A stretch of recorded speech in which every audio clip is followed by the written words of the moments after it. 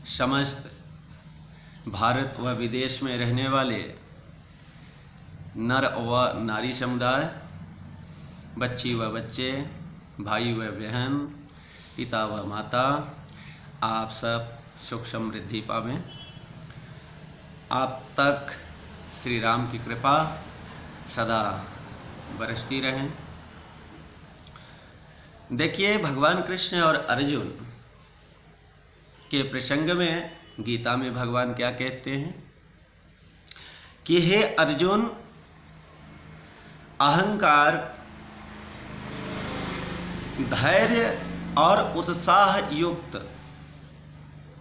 क्या कह रहे हैं भगवान श्री कृष्ण कि हे अर्जुन, अहंकार, धैर्य और उत्साह युक्त सिद्ध व असिद्ध में, चाहे सिद्ध हो या असिद्ध हो, में जो समान रहता है वह सात्विक कर्म कहलाता है। सिद्ध हुआ या नहीं हुआ यह नहीं देखता, वही सात्विक कर्म कहलाता है। रोग युक्त कर्म,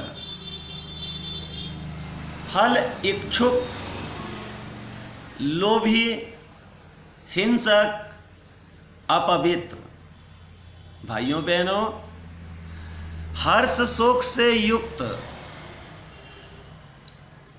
राजस कर्ता कहलाता है। चंचल चित्त वाला, नीच, मूर्ख, दुष्ट, दूसरों की बुराई करने वाला, आलसी, विवादी और दीर्घसूत्री राजस कहलाता है। हे धनंजय,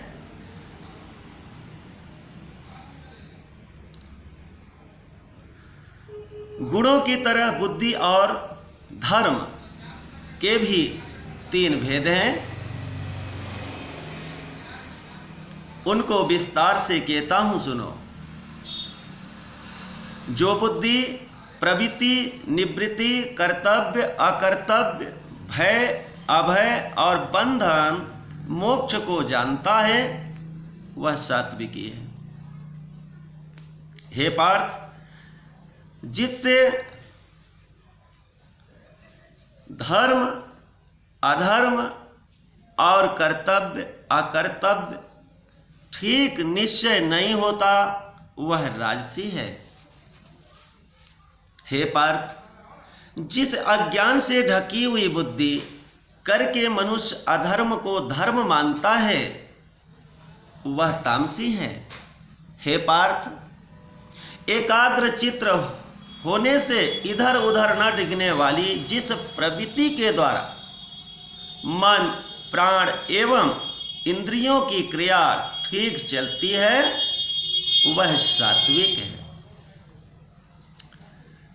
हे पार्थ, जो कथा प्रसंग फल की इच्छा करता है, जो धर्म, अर्थ, काम को धारण करता है, वह राजसी वृत्ति है। हे पार्थ, जो मूर्ख निद्रा, भय, शोक, विषाद एवं मद को नहीं त्यागता, वह तामसी वृत्ति है। हे भारत, अब तीनों प्रकार के सुखों को सुनो। भगवान कृष्ण क्या कह रहे हैं कि अब 3 प्रकार के सुखों को सुनो, जिसका योगाभ्यास में चित्त नित्य लगा रहता है, दुख का अंत हो जाता है। वो सात्विक सुख है, आरंभ में विष के समान और अंत में अमृत के तुल्य हो जाता है। जो प्रारंभ में अमृत तुल्य है, वो अंत में विष के तुल्य हो जाता है। विषयों और इंद्रियों के सहयोग से होता है, उसे राजसी कहते हैं। जो सुख आदि और अंत दोनों में मनुष्य को मोह में फंसाता है और आलस्य तथा प्रमाद से उत्पन्न होता है, वह तामसी है। प्रकृति के इन तीनों गुणों से अलग कोई वस्तु पृथ्वी, आकाश, पाताल और देवलोक में नहीं है। हे परंतप, ब्राह्मण, क्षत्रिय, वैश्य और शूद्रों के कर्म स्वाभाविक गुणों में बटे हुए हैं। श्रम, दम, तप, पवित्रता, क्षमा, नम्रता, ज्ञान, अनुभव और परलोक में श्रद्धा ये ब्राह्मणों के स्वाभाविक सिद्ध कर्म हैं। बहादुरी, तेजस्विता, धैर्य, चतुराई, युद्ध में स्थिरता, उदारता और प्रभुता ये क्षत्रियों के स्वाभाविक कर्म हैं। खेती, गौरक्षा और व्यापार ये वैश्यों के कर्म हैं। इन तीनों वर्णों की सेवा छोटा भाई सेवक शूद्र का भी कर्म है।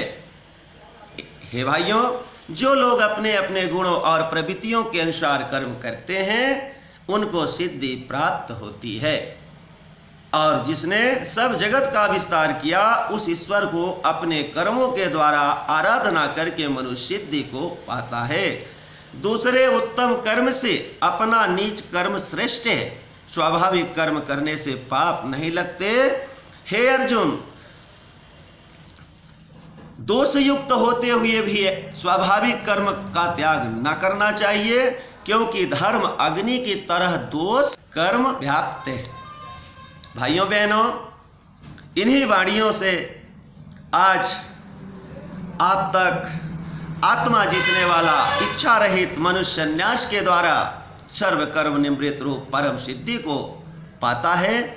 इन्हीं वाणियों के साथ वाणी विराम कर रहा हूँ। आप सब तक जय श्री राम कह रहा हूँ।